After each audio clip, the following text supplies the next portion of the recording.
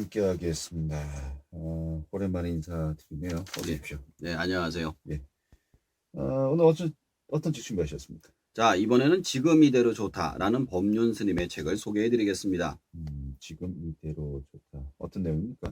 지난 8년간 SNS 매체를 통해 매일 전해졌던 법륜 스님의 희망 편지 콘텐츠를 한 권의 에세이로 정리한 겁니다. 지금 이대로 좋다는 그동안 인생 수업, 지금 여기 깨어있기, 법륜 스님의 행복 등으로 인생의 고민에 대해 명쾌한 해법을 제시한 법륜 스님이 자존감, 우울, 성공, 행복, 사랑, 가족, 직장, 인간관계, 화, 수행 등 삶과 사람에 대한 이야기를 들려줍니다. 그럼 뭐 어떤 질문들이 있습니까? 자, 방관자와 참여자, 삶은 습관이다. 인간관계가 오래가지 못합니다. 공부가 잘하고 싶어요. 1년은 견뎌라. 자존감을 회복하려면 착한 사람이 무서운 이유, 나의 꿈 등등의 이야기가 나오고 있습니다. 그래요.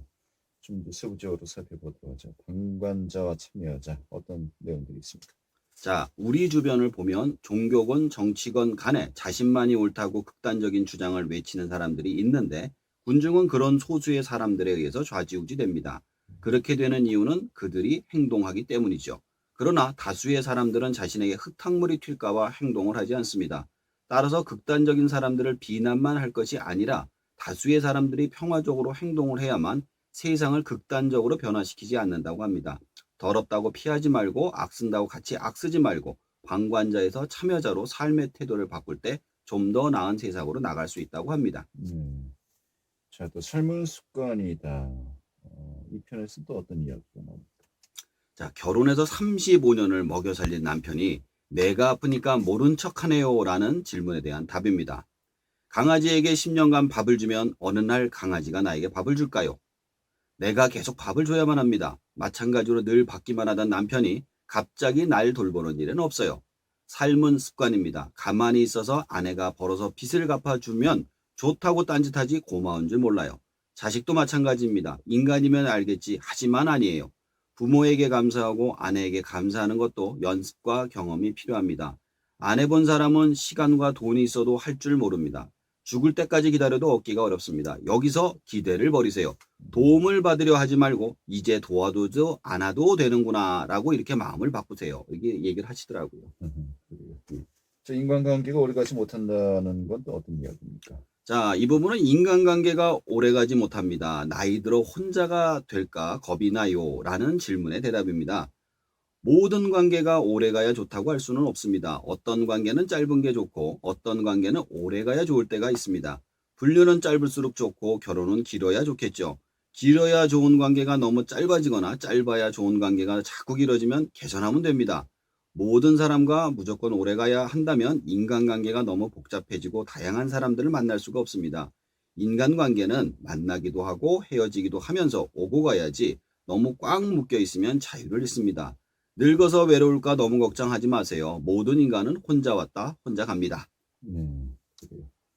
자, 또 제일 또 궁금해하는 예. 분야가 아닌가 싶기도 한데 공부가 잘하고 싶어요. 어떤 이야기겠습니까?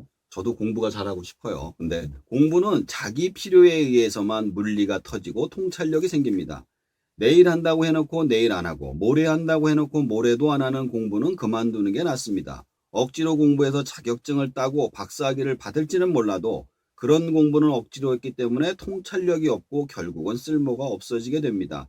자격증이 없고 학위가 없더라도 정말 자기 필요에 따라 공부하면 실효성이 있어서 현장에 나가면 강점이 드러나기 마련입니다. 남들 잘 때도 공부하고 옆에서 누가 말리면 숨어서라도 공부해야 집중력도 높고 학습 효과도 빠르게 나타납니다. 해도 되고 안 해도 되는 그만인 공부를 억지로 하기 때문에 몇 년을 해도 잘 안 되는 것입니다. 직장에서 밤새워 일해 돌아와도 사랑하는 사람이 찾아오면 불을 켜고 뛰어나가듯 공부는 그렇게 해야 합니다. 알겠습니다. 자, 또 1년은 견뎌라. 뭘 어떻게 해도 1년을 견디다는 것입니까? 자, 질문이 이거예요. 갓 취업한 사회 초년생입니다. 직장에 비합리적인 일들이 많아 스트레스가 큽니다. 이게 답변입니다. 인도에서 제가 지원하는 봉사단체가 있는데 한국에서 봉사자가 처음 파견되면 말이 많아요. 인도 전체 사회를 고쳐주려는 양 게으르다, 비효율적이다 등등 온갖 이야기를 하죠. 그러다가 인도의 무더운 여름을 한번 지나보면 왜 사람들이 낮잠을 자는지, 왜 움직임이 느린지 이해가 되죠. 그래서 저는 인도에서 일하려면 1년은 묵묵히 견뎌보라고 말합니다. 마찬가지로 1년은 배우는 마음으로 일하는 게 좋습니다. 1년 뒤 마음이 좀 차분한 상태에서 회사를 위해 개선하면 좋겠다 싶을 때 문제 제기를 해보세요. 부정 위에 비판 의식을 가지면 파괴적인 에너지가 나오지만 긍정 위에 비판 의식을 가지면 개선의 에너지가 나옵니다. 그래요. 자, 또 자존감을 회복하려면 어떻게 해야 한다고 합니까? 자, 이 부분이 솔직히 좀 충격이었어요. 자존감이 떨어지는 이유는 나의 존재가 다른 사람보다 못해서가 아니라 환상 속의 자신을 너무 높이 평가해서 그래요. 내가 바라는 나는 아나운서만큼 말도 잘해야 하고 가수만큼 노래도 잘해야 하고 모델만큼 몸매도 좋아야 하죠. 그러나 현실의 나를 보면 못마땅하고 그게 더 심해지면 본인이 꼴 보기 싫어져서 자신을 없애버리고 싶은 마음도 드는 거예요. 자존감을 회복하는 방법은 나의 능력을 키우는 것이 아니라 환상 속의 나를 버리는 거예요. 그러고 보면 나는 지금 이대로도 충분히 괜찮아요. 그래요. 알겠습니다. 자, 또 착한 사람이 무섭다고 하는데 네. 이건 어떤 겁니까? 자, 이 착한 사람이 무서운 이유는요. 우리는 항상 허상 속에 살고 있습니다.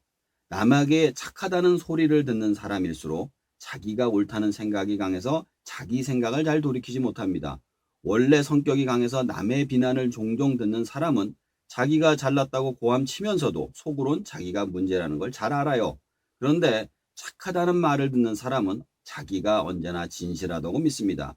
그래서 어떤 한 생각에 빠지면 다른 사람 말이 귀에 들어오지 않습니다. 그러나 착하고 어리석은 사람은 본의 아니게 세상을 어지럽힐 수 있으니 경계하라는 뜻입니다. 네. 그래요. 나의 꿈이라면 누구의 꿈을 말하는 것일까요? 자, 여기서 나의 꿈은 법륜 스님이 꿈을 말하는데요. 누군가가 법륜 스님에게 법륜 스님의 꿈이 무엇냐고 물어보았죠. 어릴 땐 꿈이 많았는데 이 나이가 돼 보니 다 헛꿈이었어요.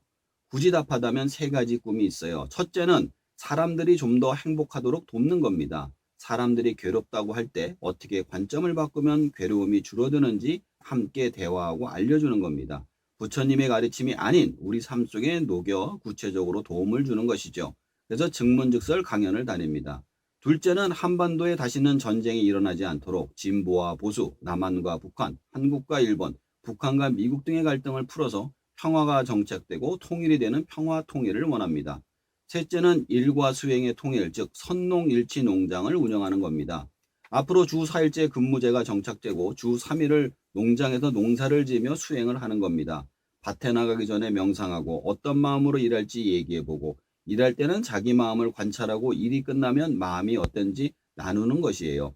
자기 얼굴을 자기가 씻듯이 노동이 곧 수행이 되고 노동이 곧 놀이가 되면 놀이와 휴식이 소비가 아닌 생산으로 이어지게 하고 싶습니다. 네. 부처님이 말씀하신 자리이타, 삶이 나에게도 남에게도 도움이 되는 그런 삶을 자세를 갖는 공동체를 만드는 것이 제 꿈입니다. 알겠습니다. 자, 이 책 읽고 좀 어떤 생각을 했습니까? 제가 2주를 쉬었잖아요. 네. 제가 갑자기 아파서 수술을 받게 됐었습니다. 살면서 갑자기 아파서 죽을 수도 있다는 사실을 이번에 처음으로 경험했습니다. 그리고 주변에서 가까우신 분이 아프셔서 감정의 기복을 크게 받았는데요. 이 책을 읽으니 많은 생각을 하게 되었습니다. 이 책에서 나온 말처럼 살아있는 일상이 복되고 행복하다는 사실에 감사하면서 살아가는 게 얼마나 중요한 마음가짐인지 다시 한번 생각하게 되었습니다. 알겠습니다. 건강 완전히 회복하시길 빌겠고요. 알겠습니다. 오늘 잘 들었습니다. 감사합니다. 네, 한주한 작가였고요.